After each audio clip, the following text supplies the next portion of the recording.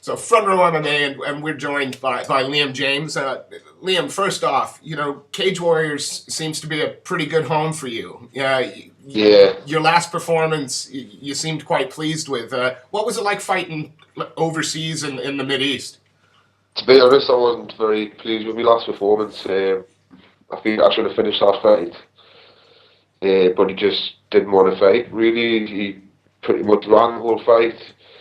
I sort of broke my foot in the beginning of the second round, and I couldn't put the pressure on to go for the finish. And because he was backpedaling, I just had to just stick with what I had been getting success with in the earlier parts of the fight and just ride out the win. But I wasn't very happy. I was frustrated.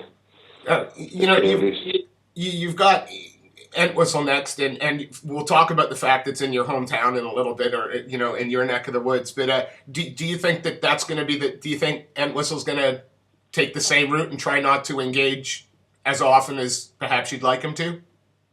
No, obviously, we've had a bit of beef for the last few years, something. So I've always took an interest every time he's fought. I've always watched the fight because I've always wanted to see him get bashed. It's only happened once, but up to now. But he's dead aggressive. He comes forward, and hopefully he'll fight like that on December 7th. There's a lot of... It is, obviously, we've been following him on Facebook the last couple of days since Ian Dean announced. And the two main things that he's getting stick for is either not making weight or not turning up. Yeah. Obviously, you're not worried about him not making weight because you'll get more money, which you put on Facebook. But is your main concern him just turning up to the fight? I don't think he'll do that, really. I sort of know the reasons why that happened. Put it this way, if he doesn't, John says that we'll be going down to Akron that night fucking paying him because one way or another we're having a fight.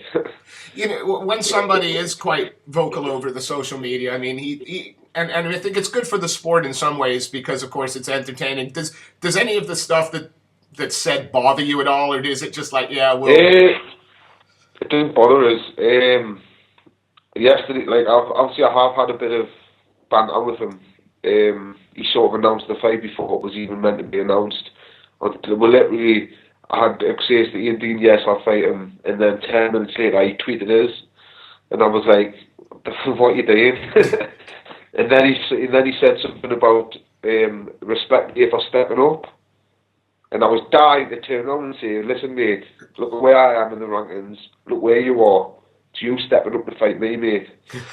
But I couldn't because obviously Cage Warriors hadn't announced it, so I still give him grief back, but I tried not to. I just wanted to look like I was, because he was griefing. He's been calling out all the featherweights he reckons that they're scared of him, but I know they're not scared of him. They just don't want to take the risk and get mashed with him for him not show up. But loads of people say I'm mad for taking the fight with him, but I've wanted to fight him since 2011 or something. So it's worth the risk because at the end of the day, if I get to fight him, then I get something that I've wanted for quite a long time. Yeah, and also, let's talk about the fact you're not just getting the fight you want. You're going to fight in your hometown. How much does that mean to you? Yeah. Oh, I'm fought Newcastle since 2011, before I first fought in Cage Warriors. Closest I've fought Dublin and London. And then there's obviously the Middle East and Russia and that. So I'm buzzing to be able to fight not just in Newcastle but in the arena, it's a massive thing for me, I can't wait. People are hounding us for tickets as well, so I should have a good turnout, I was going to ask you, are you gonna bring an army of support with you? I've got quite a few people even now hounding us for tickets, and there's someone who it's his 40th birthday. He wants about 30 tickets, just for him and his little crewmates who are going out. So there's going to be a good turnout. Plus, all my training partners who are fighting on the show, their friends are my friends as well. So even if they buy, it's going to be jumping. I can't wait. We've been speaking on sort of Facebook as we were setting up the interview. And one of the things I said to you is you seem to be really chomping at the bit for this one. This is a fight that. Yeah, this is the most excited I've ever been for a fight. Like, not just because of the opponent, just because it's where it is and just who I'm fighting as well. Like, it's just plus I want to end the year with make a big statement. Ending this year, I've picked since the Philpott fight, I've won my last 2 fights quite comfortably since I've started being training with John, and everything seems to be coming together. And I've only lost as a featherweight to Robert Whiteford, so I think I'm going to make a big statement in the next year. Is there any extra pressure fighting at home and in front of in front of all No, those fans? it's hyping us up even more. I think I'm going to be literally running down that runway to the cage to get in and fight because I'm just so excited for it. Are we going to use the Ultimate Warrior's entrance music then, so you can go sprinting in and shake the cage? I don't know what that music is like, but I'll have a look into it.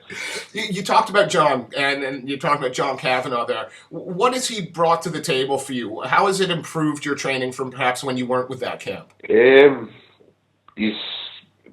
a start, he's an amazing coach. He's got an amazing team, great gym. The attitude that the team has, like, it's just a no, like, we can't be beat attitude. So, and it's just given us massive confidence. Do you know what I mean? Like, I think I've been there like 6 months now, and my game's just come on to another level just in that 6 months.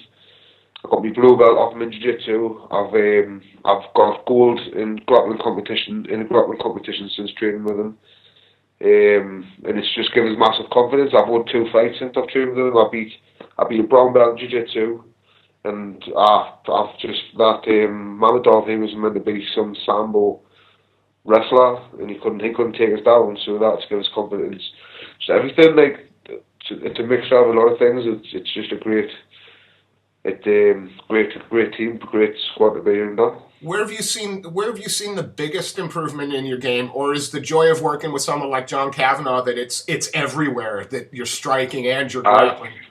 Everywhere. I've seen a massive change in my jiu-jitsu. My jiu-jitsu's come on loads.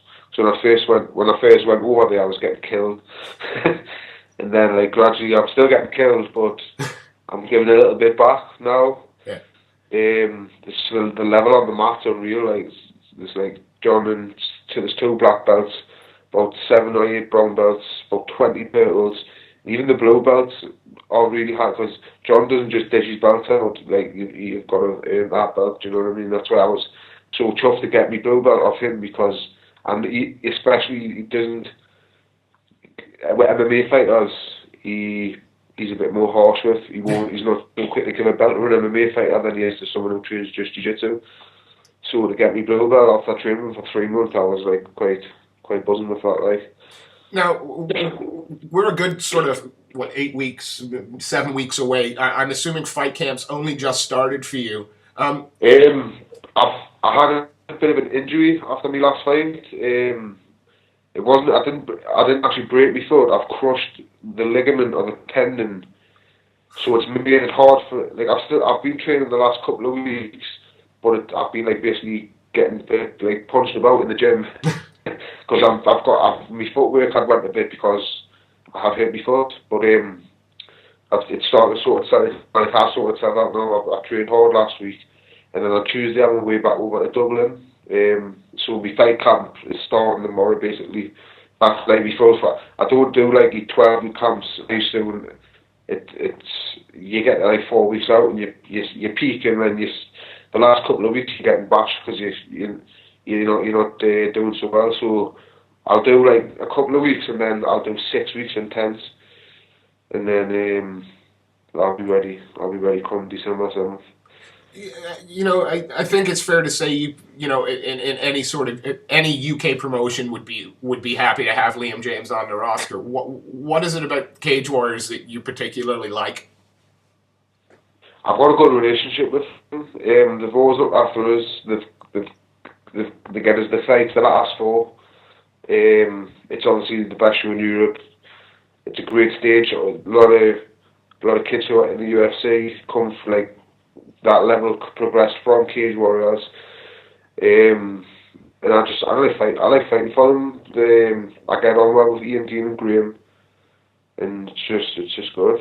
I get to try. I've been to some parts of the world that people will probably never visit in their whole lifetime. Do you know what I mean? Through fighting for Cage Warriors, and it's just a great show to fight for. I think let's talk about the fight again for a second. You know, when you visualize having your hand raised at the end of the fight, you know, are they announcing the winner by knockout, the winner by sub, or do you not worry about those sort of things and you let the fight evolve as it happens? Well, I've wanted to knock out since I started MMA. I've had a K1 fight and won by knockout, but I've never had a knockout in MMA. It's always been a decision submission. So I'm dying to get that knockout. I don't go into the fight thinking I need to knock them out, because I'll never ever get a knockout if I go in thinking. So I just go in. One thing, the biggest thing I've learned, especially off Conor McGregor, is don't go in with a game plan. Just whatever happens. Like my last fight, I knocked my foot in the second round. If I had just a game plan, just to keep leg kicking, then I would have been knocked out after that, because I would have had nothing else to go to. Do you know what I mean? So I go in with an open mind, and whatever happens, he may just come out and start swinging for us. I wouldn't expect him to do that. I'm expecting him to try and take us down and go for a heel hook, or try to take me back. But he might not do that. He might come out and start swinging for us. So I need to be prepared for everything, especially because he is a good fighter. I'm not taking that away from him. He is a good fighter. I just think he lets himself down by the way he goes on and his attitude, you know. But I'm not underestimating him. That I'll be going in on December 7th fully prepared for the war. Who have you got in your corner for this fight? Are you bringing Conor with you?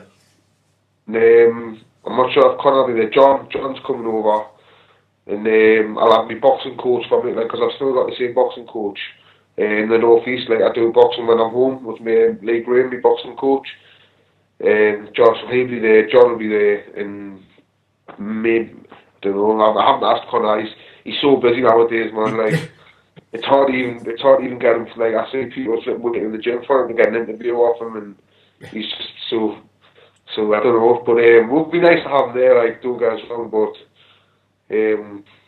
maybe so, maybe not. We'll see. Well, you talked about the fact that you've kind of modeled no game plan after Conor, and you know he obviously practiced what he preaches. His last fight, you know, he got the injury. How important? How important is it for you to be training with guys like that, and how, you know, whether it's Conor or not, SPG out in Dublin have got a sick camp. You know, how hard do they push you? Oh, really hard. Don't get us wrong, because I still do a bit of training in the North East as well when I'm home, because I'm not always in Dublin, and I can't always get over there. Do you know what I mean? I've got like commitments. I've got my little girl and like other things going on, so I can't always get over there. So I've still got a good squad of lads to train with in the North East as well, and they push us just as hard. The difference being is like John. He's a stable coach. There's not really that over here, but I've got some good training partners. You know, you talked about your little girl, and again, we you know you very proudly put pictures up on Facebook and stuff. How much of a motivation is she for you to be the best you can be in the cage? Well, she watches all my fights. She like, obviously, when I'm fighting, my ex-girlfriend, she'll put it on the TV and stuff, and she's all like, "Oh, Daddy's fighting," and that, and like, I want her to grow up and be proud of us, you know. I want her to grow up and think that our dad's someone. He's not just a like waste of space. Like most of I come from like a shitty town on the arse at the top end of England, and everyone's are just fucking losers basically. Most of them, not everyone, but 90% of them are just wasters and have kids and don't bother with them and don't pay for them, and that's not me, you know. I want my little girl to have everything that I had. Do you know what I mean? So yeah, it's quite a good big motivation. And again, also a big sacrifice, because when you're training and when you're into a training camp, it must be difficult for you sometimes. It is like when I go over to Dublin. If it wasn't for the Skype and FaceTiming and stuff, it would be a lot harder. But because I've got Skype, I just say I still say it every day. I'm constantly Skyping her and like speaking to her that way. So I still say her. And then when I come home, I've got her like most of the majority of the time that I'm home. Like I've still got a good relationship with the band's mom. So it's not too bad. It's obviously it's not the best situation, but it's still better than most.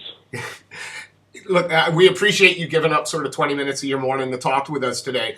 2 more questions and then we'll let you go. Do you have a message for Ian Entwistle? Just don't underestimate it and just be prepared. And do you have a message for your fans and supporters who are going to come out? What can they expect to see out of Liam James on December 7th? I'm going to see the best Liam James that I've seen. I'm going to come out and I'm going to look to put Ian Entwistle away for good. We appreciate your time, mate, but before we let you go, is there anybody you'd like to give a shout out to or any sponsors you'd like to thank?